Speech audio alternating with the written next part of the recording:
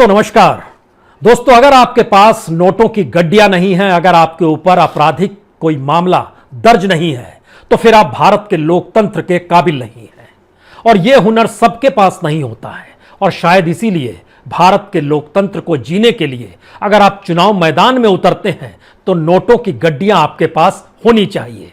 और जब आप हलफनामा दायर करें तो उसमें आपके ऊपर कई ना कई केस जो आपराधिक मामले से जुड़े हों, हो सकता है वो मामले हत्या के हों, हो सकता है वो अटेम्प्ट टू मर्डर के हों, हो सकता है वो मामले किडनैपिंग के हों। ये सारे मामले अगर आपके ऊपर नहीं हैं और आपके पास खूब पैसा नहीं है तो आप वाकई इस लोकतंत्र के काबिल नहीं हैं। आज इस बात का जिक्र कई मायनों में बहुत महत्वपूर्ण है, क्योंकि शिवसेना के एक नेता अगर यह कहते हैं कि नेताओं पर और मंत्रियों पर तो आरोप लगते रहते हैं और अगर सबको हटाने लगे तब तो सरकार चल गई। बड़ा मुश्किल सवाल है। आरोप लगते रहते हैं और अगर सबको हटाने लगे तब तो सरकार चलाना मुश्किल हो जाएगा। दरअसल यह वक्तव्य महाराष्ट्र से निकला है और हमें लगता है कि आज महाराष्ट्र को ही टेस्ट केस बना लिया जाए। टेस्ट केस इसलिए बनाने की जरूरत है क्योंकि इस बात का जिक्र हो रहा है मुंबई में दिन दहाड़े हत्या हो जाती है और पता नहीं चलता है हत्या किसने कर ली। यह भी जानकारी नहीं मिलती है कि करोड़ों रुपए की फिरौती वसूलने वाले कौन हैं। इसकी भी जानकारी नहीं मिल पाती है कि अब वाकई कोई ऐसा सिस्टम काम कर रहा है जिसमें सिर्फ बार डांसर रेस्तरां ही नहीं बल्कि अलग अलग तरीके से कमोवेश हर धंधे से जुड़े लोगों से फिरौती ली जाती हो। और उसके पीछे मुंबई पुलिस, जो देश की सबसे आधुनिकतम पुलिस, उसके पीछे मुंबई का वो शाही ठाट बाट जिसमें सबसे ज्यादा पूंजी चकाचौंध की लगी है। ऐसी परिस्थितियों में आज इस लोकतंत्र की परतों को हमें लगता है मुंबई से ही उघाड़ने की शुरुआत करते हैं, क्योंकि मुंबई में कैबिनेट मिनिस्टर्स की जो पूरी तादाद है, यानी उद्धव सरकार के मंत्रिमंडल के भीतर में 27 मंत्री ऐसे हैं जो दागदार हैं। विधायकों की फहरिस्त लीजिएगा तो 288 विधायकों की फहरिस्त में लंबी बड़ी तादाद है जिन पर आपराधिक मामले दर्ज हैं। 40% तो ऐसे हैं जिन पर गंभीर आपराधिक मामले दर्ज हैं। लेकिन इसका दूसरा हिस्सा यह है, यहां पर हर विधायक करोड़पति है। करोड़पति अगर नहीं था तो करोड़पति हो गया, करोड़पति अगर था तो अरबपति हो गया। और ऐसी परिस्थितियों में हम इस बात को लेकर चिंताग्रस्त हो चले हैं कि मुंबई अपराध नगरी है या नहीं है। मुंबई में किसी की हत्या हो जाए तो यह एक आम बात है या कोई खास बात है। आइए, हमें लगता है कि जरा इस बात का जिक्र करना जरूरी है। बार बार सिल्वर स्क्रीन पर एक सवाल उभरता है, मुंबई का किंग कौन? फिल्म में तो नायक किंग हो जाता है, लेकिन राजनीतिक पार्टियों में किंग बदलते रहते हैं। जिसकी सत्ता होती है वही किंग होता है। और सत्ता का मतलब अपराध भी है, पूंजी भी है, और सब कुछ बड़े लोकतांत्रिक तरीके से चलता है। क्योंकि जब आप फहरिस्त देखनी शुरू कीजिएगा, इलेक्शन कमीशन की साइट पर जाइए, एसोसिएशन फॉर डेमोक्रेटिक रिफॉर्म की साइट पर जाइए, आपको नजर आना शुरू होगा 27 मंत्री ऐसे हैं जिन पर आपराधिक मामले दर्ज हैं। उसमें से 18 मंत्री ऐसे हैं जिन पर गंभीर आपराधिक मामले दर्ज हैं। यह सिर्फ महाराष्ट्र का जिक्र हम आपसे कर रहे हैं, देश का जिक्र नहीं कर रहे हैं। देश की जानकारी देंगे, लेकिन 288 एमएलए में से 176 एमएलए ऐसे हैं जिन पर आपराधिक मामले दर्ज हैं, और यह इन्होंने खुद अपने हलफनामे में लिखा है। सवाल इतना ही नहीं, 176 में से 113 एमएलए ऐसे हैं जिन पर गंभीर आपराधिक मामले दर्ज हैं। किसी भी पॉलिटिकल पार्टी को आप उठा लीजिए, जिसके ज्यादा एमएलए होंगे उसके ज्यादा दागदार एमएलए होंगे, उन पर गंभीर आरोप ज्यादा होंगे। इस फहरिस्त को जब आप देखना शुरू करेंगे तो बीजेपी के 105 एमएलए सत्ता बन जाती अगर शिवसेना साथ होती। नहीं बनी, क्योंकि दूसरी तरफ 3 राजनीतिक दल एक साथ आकर खड़े हो गए।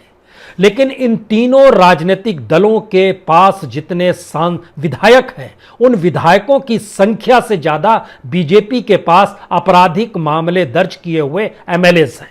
105 एमएलए में से 65 एमएलए ऐसे हैं जिन पर क्रिमिनल केस पेंडिंग है, यानी कोर्ट में है। उसमें से 40 के ऊपर गंभीर आरोप है, गंभीर आपराधिक आरोप है। ऐसा नहीं है शिवसेना दूध की दलुई है। शिवसेना के 76 एमएलए में से 31 पर अगर आपराधिक मामले चल रहे हैं तो उसमें से 26 के खिलाफ गंभीर आपराधिक मामले हैं।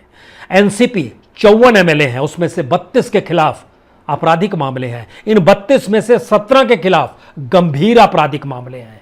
जो कांग्रेस है उसके पास 44 एमएलएस हैं, उसमें से 26 के खिलाफ आपराधिक मामले दर्ज हैं और उस 26 में से 15 के खिलाफ गंभीर आपराधिक मामले दर्ज हैं। लेकिन हमने आपसे शुरू में क्या कहा? नोटों की गड्डियां होनी चाहिए, आपराधिक मामले दर्ज होने चाहिए। अगर आप किसी भी पॉलिटिकल पार्टी से नहीं भी जुड़े हों, महाराष्ट्र के भीतर में 12 विधायकों में से 9 विधायकों पर आपराधिक मामले दर्ज हैं। इन 9 में से 6 के खिलाफ गंभीर आपराधिक मामले दर्ज हैं। अब आप क्या करेंगे? क्योंकि पूंजी और अपराध, इन दोनों का कॉकटेल जो है आपको नेता बना देता है, मंत्री बना देता है, सत्ता में ले आता है। और यह बात सिर्फ मुंबई की नहीं है, इसको होते होते जब आप दिल्ली पहुंच जाइएगा और दिल्ली में बीजेपी के भीतर जाकर देखिएगा, मोदी सरकार की कैबिनेट के भी भीतर जाकर देखिएगा, वहां भी आपको आपराधिक मामलों में गर्त लगाते हुए सांसद भी मिल जाएंगे। लेकिन आज टेस्ट केस महाराष्ट्र का है। महाराष्ट्र में 48 सांसदों में से, यानी जो दिल्ली में बैठे हुए हैं और यहां की संसद में शामिल होते हैं, और महाराष्ट्र में मामला बिगड़ा है तो दिल्ली आकर बैठक करते हैं। एनसीपी के नेता शरद पवार के घर पर ये बैठते हैं। लेकिन 48 सांसदों में से बीजेपी के 23 सांसद हैं, उस 23 में से 13 सांसदों के खिलाफ आपराधिक मामले दर्ज है। मसला एमएलए का हो रहा था, देखिए सांसदों की भी क्या स्थिति है। इन 13 में से 6 सांसदों के खिलाफ गंभीर आपराधिक मामले हैं। अब उसके बाद जैसे ही शिवसेना का जिक्र कीजिएगा तो शिवसेना के भी 18 सांसद हैं। इन 18 में से 11 के खिलाफ आपराधिक मामले दर्ज है, 11 में से 5 के खिलाफ गंभीर आपराधिक मामले दर्ज हैं। लेकिन एनसीपी और कांग्रेस इस मामले में दूध की धुली है कि इसके किसी भी सांसद के खिलाफ गंभीर मामले आपराधिक दर्ज नहीं है। यानी हत्या का मामला नहीं है, अटेम्प्ट टू मर्डर का नहीं है, किडनैपिंग का नहीं है, रेप का भी नहीं है। लेकिन इन गंभीर मामलों की फहरिस्त में 3 ऐसे एमएलएस भी आते हैं जिन पर गंभीर आरोप के साथ रेप का मामला भी आपको नजर में आएगा। लेकिन बहरहाल एनसीपी के 4 सांसदों में से 2 पर केस चल रहे हैं आपराधिक मामले के, लेकिन वो गंभीर नहीं है। कांग्रेस के 1 सांसद है, उस 1 सांसद पर एक ही गंभीर मामला नहीं है दर्ज, बल्कि आपराधिक मामला दर्ज है। और जो AIMIM ओवैसी की पार्टी है, उसके 1 सांसद हैं, उनके खिलाफ गंभीर आपराधिक मामला दर्ज है। यह एक फहरिस्त है अपराधियों की, ऐसे अपराधियों की जिसके बगैर आपको लोकतंत्र का मजा नहीं आएगा। क्योंकि 50% के पार की स्थिति, चाहे विधानसभा हो चाहे संसद हो, अगर वहां पर आपराधिक छवि के लोग ही बैठे हुए हैं तो फिर अपराध एक बड़ी छोटी सी चीज है। मुंबई के पुलिस कमिश्नर चाहे जो भी कहे, वहां का जो असिस्टेंट पुलिस इंस्पेक्टर है यानी दरोगा रैंक का जो सचिन वाजे है, वो चाहे जो कहे, गृह मंत्री चाहे जो कहे, मुख्यमंत्री चाहे जो कहे, एनसीपी के नेता शरद पवार चाहे जो कहे, फेरिस्त तो इस देश के भीतर में अपराध और पूंजी की चलती है। और पूंजी का मतलब क्या होता है, हमें लगता है यह भी समझने की इसलिए जरूरी है क्योंकि पूंजी सबके पास खूब आ जाती है। और अगर आप 5 साल सत्ता में रह गए तो यकीन जानिए 100% का इजाफा आपकी पूंजी में हो ही जाएगा। कहां से कमाई होती है, कहां से पैसा आता है, कोई वसूली का आरोप नहीं लगता है, कहीं किसी की हत्या का आरोप नहीं लगता है, विधायक बनकर, सांसद बनकर, लेकिन आपकी पूंजी बढ़ती चली जाती है। मसलन इस फहरिस्त को देखना इसलिए कहीं ज़्यादा महत्वपूर्ण हो चला है क्योंकि ये डॉक्यूमेंट्स बतलाते हैं 2014 में जिन्होंने चुनाव लड़ा और जीत गए और दोबारा 2019 में महाराष्ट्र विधानसभा चुनाव जिन्होंने लड़ा, उनकी संख्या जो थी वह 100 से ज़्यादा थी। इतनी बड़ी तादाद में 100 का मतलब है लगभग 185 के पार थी। बीजेपी के 87 ऐसे एमएलएस थे जो दोबारा चुनाव लड़ रहे थे, कांग्रेस के 23 थे, शिवसेना के 47 थे, एनसीपी के 22 थे, इंडिपेंडेंट भी 6 थे जो दोबारा लड़ रहे थे। 2014 में जीते थे और दोबारा लड़े जीत गए। लेकिन इनकी पूंजी कितनी थी? बीजेपी की एवरेज पूंजी अगर 14 करोड़ थी तो बढ़कर हो गई 25 करोड़। कांग्रेस की एवरेज पूंजी अगर 9 करोड़ थी तो बढ़कर एवरेज हो गई 14 करोड़। शिवसेना की अगर 7.5 करोड़ थी तो वो दुगनी हो गई लगभग 15 करोड़। एनसीपी की 9 करोड़ थी तो वो बढ़कर हो गई 17 करोड़। इंडिपेंडेंट की 5 करोड़ थी तो बढ़कर हो गई 7.5 करोड़। इससे भी मामला आपको समझ में नहीं आएगा क्योंकि एवरेज सबको मिलाकर निकाला गया है। लेकिन कितनी बड़ी तादाद में किसी की इनकम बढ़ती है। जो टॉप मोस्ट 4-5 लोग हैं, हम उनके बारे में आपको जानकारी देते हैं। 2014 में भी जीते, 2019 में भी जीते, लेकिन 2014 में जब उन्होंने अपना हलफनामा भरा तो उसमें बताया 198 करोड़। मंगल प्रभात लोढ़ा बीजेपी के हैं, एमएलए हैं। 198 करोड़ था 2014 में। 2019 में जब हलफनामा बढ़ा तो इसमें इनकी संपत्ति बढ़ चुकी थी 441 करोड़। कुछ और काम भी करते हैं, बिल्डर का काम भी करते हैं, लेकिन दूसरे माध्यमों से भी पैसा आता है। लेकिन ये एक अजूबी स्थिति है कि बाकी दूसरे बिल्डरों के पैसे में क्या वाकई इतना इजाफा हुआ है या नहीं हुआ है? नहीं हुआ है, इनका इजाफा होता है। दूसरा नाम है प्रशांत ठाकुर। इनके पास थे 58 करोड़ रुपए, ये भी बीजेपी के एमएलए हैं। 2019 में ये बढ़कर हो गए 183 करोड़ रुपए, यानी लगभग 213% का इजाफा हो गया। समीर मेघे, इनके पास थे 48 करोड़, जो बढ़कर हो गए 159 करोड़, यानी लगभग 232% का इजाफा। कई माध्यमों से पैसे बाकी जगहों से भी आए होंगे, बाकी बिजनेस है, काम चलते हैं, सारी चीजें ठीक है, लेकिन इस देश की इकोनॉमी इस रूप में डेवलप नहीं हो पा रही थी। इस बात का जिक्र बार बार होता है कि देश में जब गरीबों की संख्या बढ़ गई, मिडिल क्लास कमजोर होने लगा, रईस लगातार रईस कैसे होते चले जाते हैं, और अंबानी और अडानीज का जिक्र होता है कि इनके बिजनेस का नेटवर्थ क्यों बढ़ते चला जाता है, तो हमें लगता है कि उस दूर में क्यों जाइएगा। एमएलएज और एमपीज को ही देख लीजिए। चौथा नाम है प्रताप सरनाइक। इनके पास थे 25, ये शिवसेना के हैं, 25 करोड़ रुपए, जो कि बढ़कर हो गए 143 करोड़ रुपए, यानी 474% का इनमें इजाफा हो गया। सवाल यह है कि जो एवरेज ग्रोथ रेट देखिएगा पूरी विधानसभा का, वो लगभग 73% का ग्रोथ रेट है। क्या वाकई 4-5 साल में 73% का ग्रोथ रेट भारत के किसी भी नागरिक का एक सामान्य काम करते हुए या एक शानदार काम करते हुए होता है क्या? यह भी एक सवाल है। अगला सवाल यह है कि संपत्ति जब बढ़ती चली गई तो अलग अलग पॉलिटिकल पार्टीज को भी जब हमने बांटना शुरू किया तो सत्ता में शामिल बीजेपी, शिवसेना और विपक्ष में शामिल एनसीपी और कांग्रेस, 2014 से हम जिक्र कर रहे हैं। उसमें ध्यान दीजिए, शिवसेना के एवरेज बढ़ोतरी जो होती है वह लगभग 97.72% हो जाती है, बीजेपी की 78.76% इजाफा हो जाता है। यहीं से एक दूसरा सवाल निकलता है, क्या 2014 के चुनाव प्रचार में जितना खर्च किया गया उतना खर्च 2019 में भी किया गया? इवन इलेक्शन कमीशन का खर्चा भी बढ़ गया, लगभग उसमें भी 25% से ज़्यादा का इजाफा हुआ। लेकिन आपको जानकर हैरत होगी कि 2014 के चुनाव जीतने के लिए, विधायक के पद के लिए जो लड़ाई लड़ी जा रही थी इस लोकतंत्र को जीने के लिए, उसमें जितना खर्च 2014 में किया गया, 2019 में आते आते उसमें लगभग 3 गुने का इजाफा हो गया। Election watch, association for democratic reform और इलेक्शन कमीशन, इन 3 की रिपोर्ट को जब समावेश किया गया तो जानकारी मिली कि दरअसल महाराष्ट्र इलेक्शन को लगभग 1000 करोड़ से बढ़कर ये 3000 करोड़ को पार कर गया। ये खर्च सिर्फ कैंडिडेट्स के हैं, दूसरे के खर्च नहीं है। इसमें सबसे ज़्यादा खर्च जाहिर है बीजेपी का ही हुआ होगा, क्योंकि बीजेपी के पास पूंजी, शिवसेना भी सत्ता में थी तो उसका भी खर्च हुआ है, एनसीपी के भी ताल्लुकात कॉरपोरेट और इंडस्ट्रियलिस्टों के साथ रहते हैं, और मुंबई में तो खास तौर से बिल्डर को जिया जाता है और बिल्डर के ज़रिए वहाँ पर ज़मीन की कीमत बहुत है, तो उस कीमत में भी शामिल चीज़ें कर ली जाती है। लेकिन ज़रा ध्यान दीजिए, मौजूदा वक्त में ये सारे सवाल इसलिए निकल पड़े हैं क्योंकि जैसे ही हम आपराधिक मामलों का जिक्र कर रहे हैं तो ऐसे में आज एक प्रेस कॉन्फ्रेंस को संबोधित करते हुए शरद पवार जी ने क्या कहा? उन्होंने कहा दरअसल जो आरोप पत्र में लगाए गए हैं उन पत्र के भीतर अगर झांकिएगा तो मीटिंग्स का जिक्र है, यानी गृह मंत्री कोई डायरेक्शन दे रहे हैं जो दरोगा रैंक का अधिकारी है कि आपको 100 करोड़ रुपए वसूलने हैं। तो वो जिस पीरियड में मीटिंग कर रहे थे उस पीरियड में तो गृह मंत्री जो थे वह तो नागपुर में थे। उन्होंने बताया कि 6 से 15 फरवरी तक नागपुर के मल्टी स्पेशलिटी हॉस्पिटल में वो दाखिल थे और 16 से 27 फरवरी तक होम क्वारंटाइन में थे। लेकिन जब उस लेटर के भीतर में इस जानकारी ली गई देवेंद्र फडणवीस से, तो देवेंद्र फडणवीस ने कहा लेटर खुद पढ़िए, देखिए, ये मीटिंग फरवरी के आखिर में हुई है।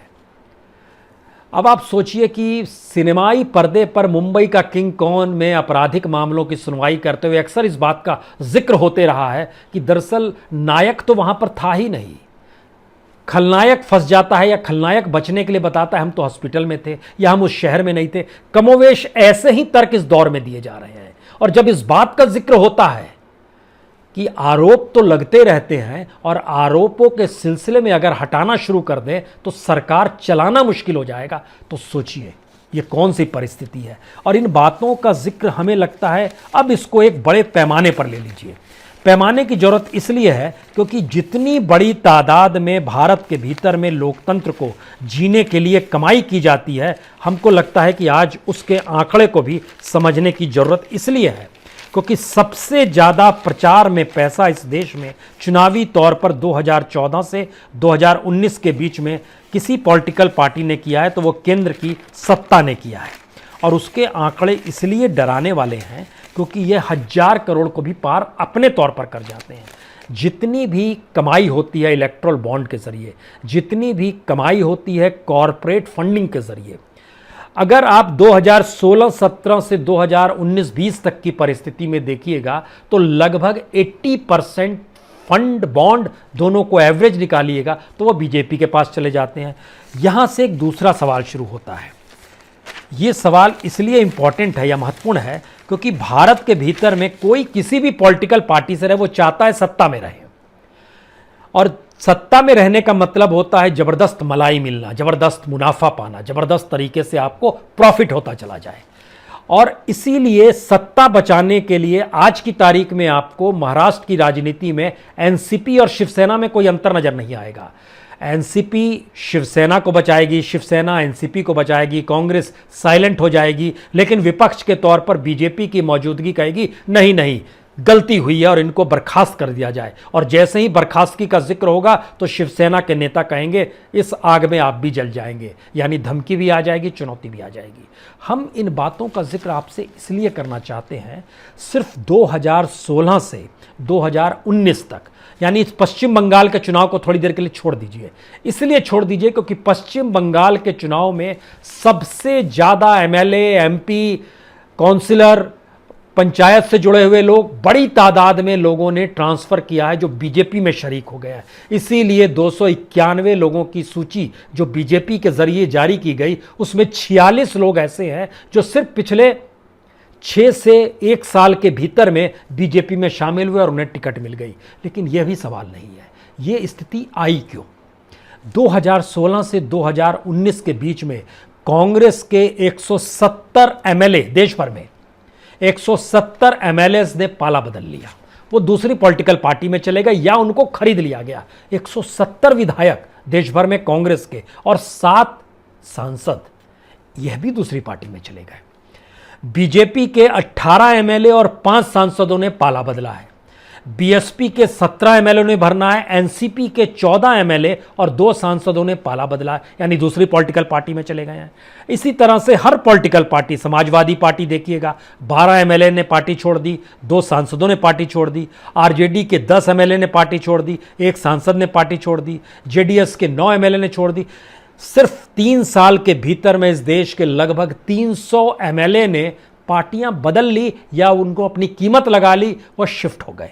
और 21 सांसद, यानी कल्पना के परे है कि जब इस बात का जिक्र होता है कि राजनीतिक दलों के पास कोई विचारधारा होती है, अगर आप उस सफर पे चलेंगे तो फिर आप दुखी हो जाएंगे, क्योंकि इस देश के भीतर में विचारधारा सिर्फ नोटों की गड्डियों की है और अपराधीकरण की है। राजनीति में अपराधीकरण हो और आपके पास खूब पैसा हो तो आपके ऊपर कोई असर कहीं से किसी रूप में नहीं पड़ेगा। कांग्रेस कहती है हमारी विचारधारा थी सबको साथ लेकर आना। आरएसएस अपने तौर पर पॉलिटिकल पार्टी तो नहीं है, लेकिन उसने मुस्लिम तुष्टीकरण का विरोध किया और हिंदू राष्ट्र की एक परिकल्पना उन्होंने जीवित की। तो बीजेपी ने अपने तौर पर एक नया काम किया इस दौर में। बीजेपी पर ध्यान दीजिए तो बीजेपी हिंदू राष्ट्रवाद की बात करते करते उसने पूंजी के जरिए उसका भी राष्ट्रवाद कर दिया। ना सिर्फ उसका राष्ट्रवाद कर दिया बल्कि क्रिमिनल केसेस और राजद्रोह के मुकदमे भी जिन पर इस देश के भीतर में लगाए गए उनकी एक बड़ी फहरिस्त है। लेकिन वो सारी चीजों से मुक्ति बीजेपी के साथ जुड़ने पर हो जाती है। बीजेपी उन पर अगर राजद्रोह का किसी पर मुकदमा लगाती है तो जाहिर है वो बीजेपी से सवाल कर रहा है या सत्ता को कटघरे में खड़ा कर रहा होगा अलग अलग जगहों पर। लेकिन बीजेपी पार्लियामेंट के भीतर, यानी मोदी सत्ता पार्लियामेंट के भीतर ये कहकर पल्ला झाड़ती है कि ये मामला स्टेट का है, सेंटर का नहीं है। ठीक उसी तरीके से जैसे 2014 से पहले भारत में किसानों का मामला स्टेट का मामला कहा जाता था, लेकिन जब से 3 कानून बन गए हैं तब से पता नहीं क्यों रिफॉर्म और अंतर्राष्ट्रीय मार्केट और किसानों को आगे बढ़ाने की सोच को लेते हुए केंद्र ने किसानों का मुद्दा भी अपने हाथ में ले लिया।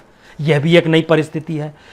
अलग अलग पॉलिटिकल पार्टी में डीएमके कहती है क्षेत्रीय अस्मिता को जीते हैं, तमिल प्रेम को जीते हैं। एआईएडीएमके कहती है हम तो करप्शन के खिलाफ ही जिंदा हुए हैं। आम आदमी पार्टी भी यही कहती है हम भी तो करप्शन के खिलाफ हुए हैं। समाजवादी पार्टी और आरजेडी जैसी पार्टी जो मुस्लिम यादव कॉम्बिनेशन है उस पर जीती है। दलित हो वो अपने तौर पर कहता है दलित बीएसपी, एलजेपी और वीसी के तमिलनाडु की पार्टी है। विथुलाई चिरुथल कोची नाम की पार्टी है। और बहुजन समाज पार्टी और एलजेपी जो पासवान जी की पार्टी है, ये तीनों पार्टियां दलितों की हिमायती बनती है। टीआरएस क्षेत्रीय अस्मिता का जिक्र करती है। हर कोई अपनी अपनी जिक्र करता है, लेकिन ध्यान दीजिए जब इनके विधायकों का अध्ययन कीजिएगा और जब इनके विधायकों के पास रखी जाने वाली पूंजी या बैंक बैलेंस का जिक्र कीजिएगा और इन पर हलफनामे में दायर आपराधिक मामलों का दर्ज कीजिएगा तो पता चलेगा इनकी फहरिस्त बढ़ती चली गई। 2001 में जो था वो बढ़ के 2010 तक आते आते दुगना हो गया। 2010 में जो था 2020 आते आते 3 गुना हो गया। ये केसेस बढ़ते चले जाते हैं, पूंजी भी बढ़ती चली जाती है। तो लोकतंत्र का असल मापदंड जो है इस देश के भीतर में नोटों की गड्डियों का होना है, उसको कमाने का हुनर आना चाहिए और आपराधिक मामलों में आपकी संलग्नता जो है उसको आपको राजनीतिक आरोप ठहराते हुए उसे खारिज करने की परिस्थितियों में आना चाहिए। यह भारत के लोकतंत्र का एक अनूठा सच है। इसीलिए सवाल यह नहीं है कि महाराष्ट्र के भीतर में गृह मंत्री पर कितने गंभीर आरोप लगे हैं, क्योंकि इन पन्नों को पलटते हुए अगर आप गुजरात चले जाइएगा, जब गुजरात में जो कुछ हुआ और वहाँ पर डीजी बंजारा जो थे उन्होंने जो लेटर लिखा जेल में रहते हुए, इनका तो ट्रांसफ़र के बाद ही इन्होंने लेटर लिखा है, उन्होंने जेल में जाकर लेटर लिखा था। और जो आरोप उस वक्त के मुख्यमंत्री पर लगाए थे, गृह मंत्री पर लगाए थे, और वो जो भी चीज़ें थी उसमें जो नाम शरीक थे आज की तारीख में वो दिल्ली में आ चुके हैं, केंद्र की सत्ता संभाले हुए हैं। सवाल है दस्तावेज और चिट्ठियों के आश्रय देश नहीं चलता है, आरोप लगाने के आश्रय भी देश नहीं चलता है, लोकतंत्र के नाम पर चुनाव के राग गाने से भी देश नहीं चलता है। यह देश उस मैकेनिज्म से चलता है जिस मैकेनिज्म की पहली जरूरत शायद आपके पास कल तक पूंजी का होना था, अपराध को अपने साथ अपनी पोटली में बांध कर चलना था। और इस मैकेनिज्म को इतना कॉस्टली बना दिया गया कि आम आदमी चुनाव लड़ ही ना सके। और यह प्रक्रिया धीरे धीरे आधुनिक टेक्नोलॉजी में कन्वर्ट होती चली गई। और अब जो मैकेनिज्म है उसमें अगर सत्ता को यह लगता है चुनाव कहीं भी हो कुछ भी हो जीतेंगे हम ही, तो सवाल है इस देश के भीतर में लोकतंत्र में आम आदमी कहां खड़ा है। इसीलिए यह पहली बार हो रहा है महाराष्ट्र की राजनीति में भूचाल आया हुआ है, लेकिन जनता प्रभावित ही नहीं है। जनता टकटकी लगाए देख रही है। अच्छा, पुलिस कमिश्नर भी ऐसे निकले, जहां वो पुलिस कमिश्नर, जहां की मुंबई पुलिस देश में सबसे ज़्यादा बजट को जीती है, सबसे ज़्यादा सुविधाओं को जीती है, हाई टेक्नोलॉजी को रखती है और टेररिज्म को काउंटर करने की स्थिति में अपनी बखान करने से नहीं कतराती है, वह फंस गई है क्या? महाराष्ट्र की सरकार फंस गई है क्या? वहां के गृह मंत्री फंस गए हैं क्या? इस देश को राजनीति के जरिए अपनी उंगलियों पर नचाने वाली पॉलिटिकल पार्टी के नेता को सफाई देनी पड़ रही है क्या? सन ऑफ सॉयल, मुंबई का किंग कौन कहने वाली शिवसेना क्या अपने तौर पर फंस गई है क्या? उसकी गद्दी जा रही है क्या? और इन तमाम चीज़ों के विरोध में खड़ी हुई बीजेपी जो कमोवेश इसी लकीर पर चलते हुए यहां तक पहुंच गई, उसने वादों की पोटली भी खोली, आपराधिक स्थितियों से मुंह भी मोड़ा और पूंजी दर पूंजी समेटनी भी शुरू की, वह विरोध कर रही है। तो जनता इस किस मोह में फंसेगी? और यह परिस्थिति भारत के लोकतंत्र की सबसे भयानक तस्वीर है जो मौजूदा वक्त में है। आरोप कुछ भी लगा लीजिए, दाग कितने भी गहरे हो, पूंजी कितनी भी बड़ी हो, इस लोकतंत्र के आगे सब कुछ गौण है। क्योंकि आने वाले वक्त में रकम बड़ी होगी, अपराध बड़े होंगे, तरीके दूसरे होंगे, फिर भी लोकतंत्र ही होगा, क्योंकि दुनिया का सबसे बड़ा लोकतांत्रिक देश भारत है और उस भारत की आर्थिक राजनीति, आर्थिक राजधानी मुंबई है। बहुत बहुत शुक्रिया, बहुत बहुत शुक्रिया।